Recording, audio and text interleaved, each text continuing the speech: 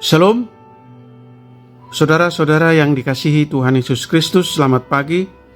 Selamat berjumpa lagi pada renungan harian pagi ini. Kiranya damai sejahtera Allah Bapa dan sukacita Roh Kudus menyertai kita semua. Dan semoga kasih dan hikmat Tuhan Yesus Kristus memberkati dan menolong kita untuk melakukan tugas dan pekerjaan kita masing-masing. Nas renungan buat kita hari ini Rabu, tanggal 3 April 2024 adalah diambil dari kitab Perjanjian Baru, Injil Matius pasal 5 ayat 4, dikatakan demikian, "Berbahagialah orang yang berduka cita karena mereka akan dihibur." Demikian firman Tuhan. Tema renungan, berbahagia dalam duka cita. Saudara yang dikasihi Tuhan Yesus Kristus, biasanya kebahagiaan itu datang apabila hal-hal yang kita harapkan atau impikan terwujud. Anak atau cucu lahir, mendapat pekerjaan, lulus sekolah atau kuliah, dan lain-lain. Namun, Tuhan Yesus justru berkata bahwa kebahagiaan itu tidak hanya dapat dirasakan pada saat kita bersukacita, tetapi juga pada saat kita mengalami duka cita.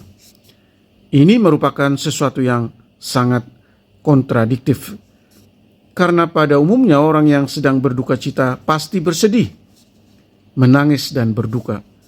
Ketika Yesus mengatakan berbahagialah orang-orang yang berduka cita, perhatiannya sementara tertuju kepada mereka yang sedang bergumul dalam dosa. Benar, Yesus berempati dan simpati kepada duka karena kematian orang yang kita kasihi. Bahkan, dia menangis bersama dengan mereka yang menangis. Yesus sendiri berduka saat kematian Lazarus. Duka cita yang dimaksud Yesus dalam hal ini adalah duka cita atas dosa itu sendiri dan noda yang ditinggalkannya pada jiwa. Duka cita seperti itu akan dihibur oleh Allah. Orang yang berduka atas dosanya menunjukkan kesadaran dan penyesalan akan dosanya. Dalam penyesalan yang benar, kita boleh datang ke bawah salib Yesus dan disitulah kita tinggalkan beban kita. Maka Yesus akan memberi kelegaan bagi kita. Jadi, berbahagialah orang yang berduka cita karena dosa. Bagi mereka ada pengampunan. Saudaraku yang dikasihi Tuhan Yesus Kristus, berduka cita di sini mencakup penyesalan dan pertobatan. Meninggalkan hidup dalam dosa karena pelanggaran terhadap perintah Allah. Seperti orang yang telah dibebaskan dari hutang, dia akan bersukacita. Seperti orang yang bebas dari penjara, dia akan bersukacita. Sukacita, penghiburan karena telah diampuni dari dosa, tentu melebihi semua itu. Amin. Mari kita berdoa. Tuhan Allah yang Maha Pengasih, Allah yang Maha Pengampun, ajar kami untuk dapat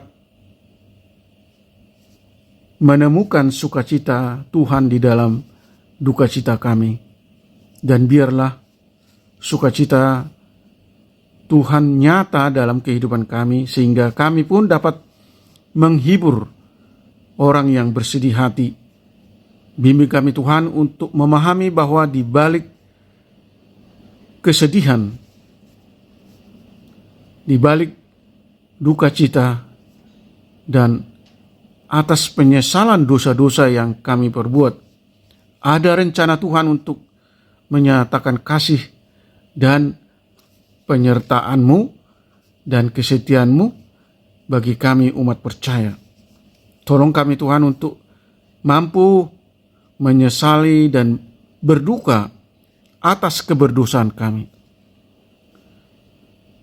Berhenti melakukan dosa dan segera mau bertobat, hidup kudus di jalan Tuhan. Pengampunan dosa yang Tuhan berikan menjadi sukacita penghiburan yang patut kami syukuri. Sebagaimana orang yang bebas dari penjara, terbebas dari hukuman. Berkati kami yang mendengarkan firman-Mu di pagi ini.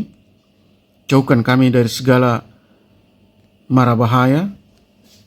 Jauhkan kami dari kesusahan dan dari segala kesulitan.